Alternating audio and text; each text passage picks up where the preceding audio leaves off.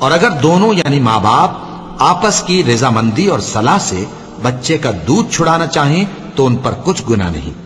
और अगर तुम अपनी औलाद को दूध पिलवाना चाहो तो तुम पर कुछ गुनाह नहीं, बशर्ते कि तुम दूध पिलाने वालियों को दस्तूर के मुताबिक उनका हक जो तुमने देना किया था दे दो। और अल्लाह से डरते रहो और जान रखो कि जो कुछ तुम करते हो अल्लाह उसको देख रहा है। और जो लोग तुम में से मर जाएं और औरतें छोड़ जाएं तो वो औरतें 4 महीने और 10 दिन अपने आप को रोके रहें। और जब ये इद्दत पूरी कर चुके और अपने हक में पसंदीदा काम यानी निकाह कर लें तो तुम पर कुछ गुनाह नहीं। और अल्लाह तुम्हारे सब कामों से वाकिफ है। अगर तुम इशारे किनाए में औरतों को निकाह का पैगाम भेजो या निकाह की ख्वाहिश को अपने दिलों में मख्फी रखो तो तुम पर कुछ गुनाह नहीं।